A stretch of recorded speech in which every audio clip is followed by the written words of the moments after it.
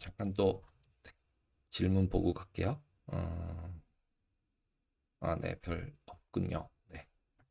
그러면은 이제 옵션 미결제 약정 분석 쪽으로 한번 가보도록 하겠습니다. 이게 그래서 제가 생각하는 이제 개인들 포지션을 갖다가 여기다 그려놓고 있는 건데 현재 이제 4157인데 S&P의 경우 근데 행사각들을 보면 이렇게 두 가지를 섞어 놓은 것 같아요. 이 상황들 위로든 아니든 가두리다 라고 생각한 포지션을 개인이 잡지 않았을까? 그러면은 기관들은 이걸 반대 포지션이라고 생각을 하시면 되겠죠? 그래서 여기 같은 경우는 기관은 롱 포지션, 여기가 숏 포지션. 그러니까 실제로 시장에서 임팩트를 줄 가능성은 생각보다 위든 아래든 별로 없다. 근데 이제 이 근처로 갔을 때들은 약간씩 있지만 완전히 뚫고 가버리는 그런 모습들은 좀 나타나지 않지 않을까?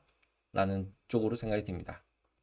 일단 그게 결론이고요. 그래서 지수 보시면은 미결자학정 스큐. 그래서 이제 스큐라는 거는 제가 예전에도 말씀을 드렸지만 이 변동성 부분들 이렇게 그려놓은 요게 이제 스큐예요.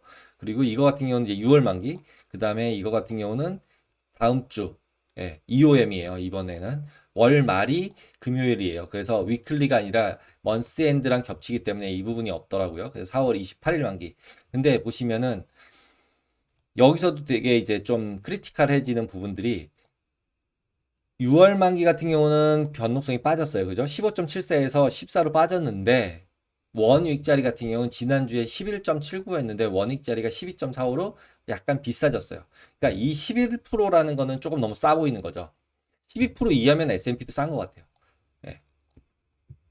그러다 보니까 매수세가 어느 정도 들어왔다. 라고 보시면 되고 추가적으로 하방 경직은 분명히 된다. 그리고 여기 이쪽으로 이거 보실 때 이게 이제 이쪽이 변동성이라고 써 있잖아요. 그래서 여기가 12%가 여기니까 지금 업사이드 쪽으로는 변동성이 다 12 이하로 내려가 있다라고 보시면 돼요. 그래서 오히려 업사이드 쪽은 4250 행사각으로는 생각보다 미결작점 많아요. 그래서 만약에 여기서 위로 반등을 하면 위로 튈 가능성도 있어요. 근데 제가 아까 이 그림을 왜 이렇게 그려드렸나 하면 4350하고 4250을 왜 그려드렸냐면 여기 뒤에 얘네들도 보이시죠? 이거 미결작정이 두 개가 더 있잖아요. 얘네 두 개를 합치면 얘랑 거의 비슷해져요. 미결작정이. 그게 뭐냐면 앞에 거를 매도하고 뒤에 걸 매수했던지 아니면은 뒤에 걸 매도하고 앞에 걸 매수했었던지 개인의 입장에서 그러니까 방향성 베팅을 하는 사람 입장에서 해지하는 사람은 반대로 이제 거꾸로 가겠죠. 근데 지금 분위기는 변동성이 계속 내려갔잖아요. 이렇게. 그러면 누군가 팔아서 계속 내리고 있다는 얘기잖아요. 그러면 결국은 앞에 거를 팔았을 거거든요. 변동성 내려가는 걸로 베팅을 하고 있을 테니까. 그러니까 이걸 팔고 난 다음에 이제 증거금 같은 거를 다시 이제 메꿔서 너무 이제 이거 열어놓으면 증거금이 많이 잡히니까 뒤에 거 두 개를 사서 메꾼 거죠. 그러면 결국은 개인들은 어떤 베팅을 하고 있냐면 방향성 베팅을 하고 있는 데라면 4250 넘어가지 않아. 그 대신 넘어가는 것들에서 이거 두 개를 해지해서 없앴고 그러면 4250 이하에만 있으면 자기 무조건 돈을 버는 포지션이죠. 그러면 이제 업사이드로 보면 이런 부분인 거죠. 업사이드로만 보시면은 지금 이런 부분인 거죠. 예, 여기. 그래서 이거보다 위에만 이 밑으로만 있으면은 돈 번다 나. 4250은 안 넘어. 여기서부터 100포인트 안 올라가. 이러고서 일주일 베팅한 거죠. 위쪽으로만 보시면. 그다음에 풋 쪽으로 보시면 마찬가지로 4100이 이렇게 굉장히 많잖아요. 근데에도 불구하고 여기 밑에 보시면 두 개가 더 있죠. 예. 8000개씩. 이거 두 개 합치면 이거랑 뭐 조금은 차이가 있지만 그래도 두 개 합치면 많이 가지고 있어요. 그래서 결국 이것도 마찬가지로 여기로 넘어가지만 않으면 이거 두 개로 해지를 했고 여기를 팔았을 수 있는 거죠. 그러면은 여기처럼 4100이 나오고 4000이 나와서 이런 모양의 포지션을 가지고 있을 것 같다라고 추정을 해보는 거죠. 이 미결제 약정을 가지고. 그래서 위클리 같은 경우 이제 그런 식으로 이제 저는 추정을 한다라고 보시면 되고요. 그다음에 근데 이제 이런 거가 뒤에 안 보인다라고 하고 이게 이것보다 훨씬 더 미결책정이 많다. 그러면 이제 이런 부분에서는 누군가는 숏감마로 누군가는 롱감마로 이제 이슈가 생기는 거고 그게 이제 개인이 그러니까 디렉셔널 베팅하는 사람은 델타 해지를 안 하니까 그런 사람들은 이 누굴까를 추정을 해보고 그럼 마켓 메이커는 그거 반대로 포지션으로 가져가니까 박스장을 해지를 할지 아니면 한 방향으로 밀어야 되게 숏감마 해지를 해야 될지 그런 부분들을 고민을 한번 해보면은 이쪽 부분에 있었을 때 금요일 근처로 갔을 때 디렉셔널 베팅할 때 밑에서 사고 위에서 파는 베팅을 할지 아니면은 뚫려서 돌파고 전략을 할지를 의사결정하는 데 되게 도움이 되겠죠. 근데 이제 6월달 같은 경우 만기 같은 경우는 계속적으로 큰 변화가 별로는 없어요. 그리고 3,800 같은 경우가 한 5,000 계약씩 계속 조금씩 늘고 있어요. 그러니까 결국 3,800 해지는 계속 하고 있네. 그리고 3,800이면 이거 그리고 2시그마 넘어가는 레벨이거든요. 여기 좀 진한 색깔이 1시그마고 예. 요 흐린 회색이 2시그마, 그 다음에 완전히 하얀색 쪽이 하얗게 나오는 쪽이 3시그마 쪽이거든요. 그리고 여기 보시면 이렇게 써 있는 거 있잖아요. 5 델타 C, 뭐 15 델타 C 이렇게 써 있잖아요. 그리고 여기 35 델타 P 이렇게 삼각형이 델타예요. 읽을 때 그렇게 보시면은 델타량이 얼마냐라는 거예요. 그래서 퓨처스라고 써 있는 거가 앳더머니, 그러니까 등가격이고, 등가격일 경우엔 델타가 50이고, 아래쪽으로 내려가는 거에 대해서는 델타 부분들이 바뀐다는 뜻이에요. 그래서 5% 델타는 얘기는 이 부분의 옵션을 팔고 나면은 5%만 이제 반대 포지션을 잡으면 실제로 해지되는 물량이기 때문에 변동성 매매하는 사람들은 이 델타 여기 써 있는 게 되게 중요해요. 그래서 그 부분들까지 보여주고 있는 거여서 이런 표를 가지고 분석을 하면서 옵션 매매를 하는 분들은 변동성 매매를 하는 분들이다. 라고 보시면 되고요. 디렉션 하는 사람들은 그냥 그 디렉션만 보고 있기 때문에 변동성은 그렇게 중요하지 않아요. 왜냐면 옵션 같은 경우는 디렉션을 맞으면은 뭐 변동성 별로 상관없거든요.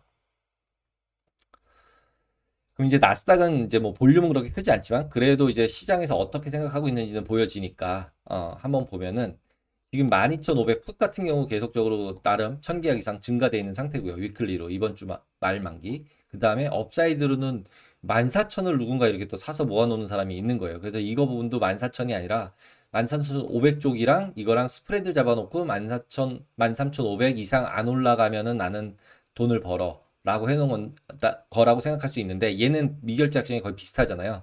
그 얘기 뭐냐면 급등하거나 급락을 하는 게 그러니까 이 앞쪽에 있었을 때도 되게 평안한 상태가 됐을 것 같아요. 이렇게 돼 있는 상태가 되는 거죠. 이렇게. 예. 그래 버리니까 결국은 그냥 이 밑으로 그대로 가면은 나는 그냥 플랫이야. 근데 대신 여기 내려가면은 좀 별로지만 위로 올라가면 나는 뒤로 확 올라가도 나는 안 깨질래. 이렇게 해서 약간은 레이쇼 부분으로 잡아놓은 느낌이 좀 있습니다. 그리고 이런 부분들도 마찬가지로 뒤쪽을 오히려 더 많이 사놓는 여기도 이제 그림 그리면 이런 식의 페이오프가 그려지는 거죠. 예. 이걸 많이 가져갔다는 얘기는. 근데 이제 앞에 거 팔고 사면 되니까 지금 기본적으로는 밑에 쪽도 아까 그려드린 방식으로 보면은 이거 두 개, 이 앞에 것들 합치면 여기까지 될 것 같거든요. 그러니까 결국은 다 박스장을 예상하고 있어 보이는 느낌이에요. 이 그림상으로만 보면은. 그러다 보니까 결국은 미결 변동성들이 빠졌고. 근데 뒤를 자꾸 이렇게 사는 느낌은 왜 사나 하면 이렇게 이제 변동성이 너무 낮아진 거죠. 솔직히 나스닥 100을 갖다 16% 변동성은 너무 싸죠. 예, 너무 싸 보여요. 이거는 15로 내려가는 거는 너무너무 싼 부분이고 16 이하로 내려가면은 좀 싸요. 그래서 이런 부분들도 옵션 매수 쪽에서는 좀 있지 않을까? 왜냐하면 지금 6월 달 만기 같은 경우 20%인데 지난주에 21에서 20까지 떨어진 거예요. 이거 나스닥 100 같은 경우도 20 변동성이면은 나쁘지 않거든요. 단순하게 16 변동성이면 하루에 1%씩만 움직이면 번전칠 수 있는 건데 예, 그래서 약간 이런 부분들에 있었을 땐 변동성 부분들은 조금 너무 낮은 상태에 있다라고 보시면 될 것 같아요. 그래서 텀스트럭처로 보시면은 이번 주 같은 경우는 지금 요거 점 찍은 거 지금 색깔 칠해드리는 요 파란색 쪽인데 지난주 대비 이 사각형으로 된 거 대비 내려왔죠. 예. 뒤쪽은 많이 덜 내려왔고 앞쪽은 많이 내려왔어요. 근데 지금 이거는 6월물이 맨 앞이거든요. 선물 기준으로 나오기 때문에. 근데 아까 봤듯이 위클리는 이거보다 더 밑에 있었죠, 지금. S&P는. S&P 아까 얼마 있었어요? 위클리짜리는 11%대에 있었죠. 11.79에서 12.45. 그럼 12.45면 지금 여기 상태 같은 경우 여기가 14.4니까 12%면 여기 밑에 있는 거잖아요. 그러니까 앞쪽으로 위클리 같은 경우는 이 더 밑에 와 있고 이렇게 올라가고 있는 모양인 거죠. 그 다음에 나스닥도 마찬가지로 지금 6월 달 같은 경우는 보시면은 19.8 이상 20 정도인데 아까 위에서 보시면 18 정도니까 더 밑에 있는 거고. 근데 지난주 같은 경우는 16%대였으니까 여기보다 더 밑에 있었던 거죠. 그래서 지금 단기 변동성 같은 경우는 21 레벨에서 지금 이제 20도 깨지는 상태까지 확 내려가는 모습이다라고 보시면 될 것 같아서 어느 정도는 변동성 부분에 있어서는 지금 이 정도 레벨이면 지난주에 있었던 이런 16, 17 뭐 이런 레벨이면 충분히 매수해도 되는 그 다음에 이것도 12% 이하면은 매수해도 되는 변동성 매수 입장에서는 그런 레벨까지 왔다라고 보시면 될 것 같습니다. 그래서 시장에서는 결국은 매도하는 사람들이 굉장히 많았겠구나. 그러다 보니까 내재 변동성이 빠졌었겠구나. 라고 생각이 들고 그렇게 되면은 그럼 누가 팔았어라고 생각하면 이런 부분에 있었을 때 결국은 디렉셔널 베팅하는 사람들이 파니까 이제 문제가 되니까 그러면은 결국은 개인들은 이런 포지션을 잡았겠구나. 이렇게 생각을 해보는 거죠. 솔직히 정확히 알 수 있는 방법은 없어요. 물론 이걸로 더 돈을 많이 내서 이게 개인이 샀는지 누가 샀는지 오픈 포지션인지를 알아내는 이제 뭐 헤지펀드들이 있을 수는 있어요. 없다고 얘기할 수는 없으니까. 있을 수는 있지만 저희가 이제 그런 데이터를 구할 수는 없잖아요. 그러면 저희는 이제 추정을 해보는 거니까 이런 것들로. 그래서 그걸 이용해서 실제로 선물 매매에서 어느 정도 포지션을 잡을 수도 있는 거고 충분히 예, 그렇게 보시면 될 것 같습니다. 네, 마이클님. 일본 미녀와 결혼님 안녕하세요. 네, 마이클님.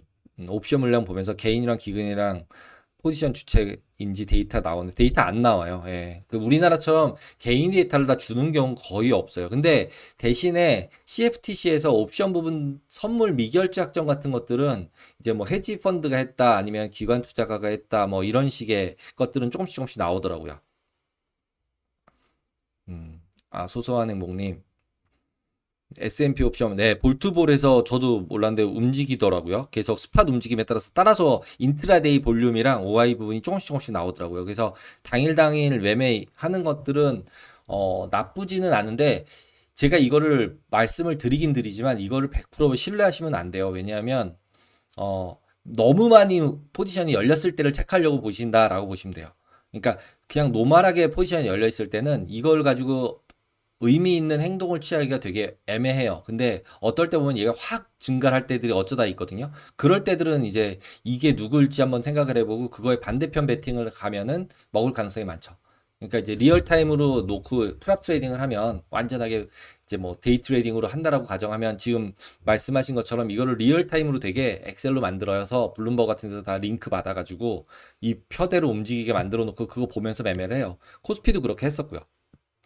행사별로 어디가 누가 급증하고 있는지 안 하고 있는지 계속 봐가면서 매매를 계속 해야죠. 이제 진짜로 완전 전업으로 완전 포커스해서 데이 트레이딩 하면서 할 거면은 네. 그래서 그거대로 보고 하는 거는 의미는 있어요. 한쪽으로 치우치는 걸로. 그래서 옵션을 보는 이유가 선물로 돈 벌려고 옵션을 보고 있는 거죠. 내가 옵션으로 옵션 마켓 메이킹 할 거라면 그쪽에 포커스한 운용 전략이 있다면 글로 가는 거고 그게 아닌 경우라면 센 애들이 어느 쪽으로 베팅하고 있는지를 보고 거기에 맞춰서 샀다 팔았다를 하기 위해서 이제 옵션을 보면서 선물을 갖다가 매매를 하는 거죠.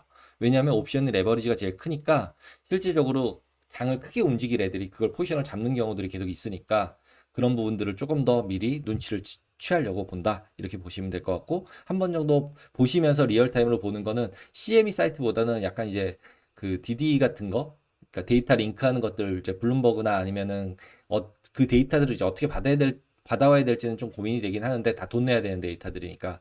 근데 그에 반해서 이제 그 보통 이제 HTS에 들어서 주는 데이터들 어느 증권사에서 어떻게 주는지 저도 잘 모르겠는데 어, 그런 부분들을 데이 트레이딩 하려면 조금 더 포커스를 해서 보시는 게 좋을 것 같습니다.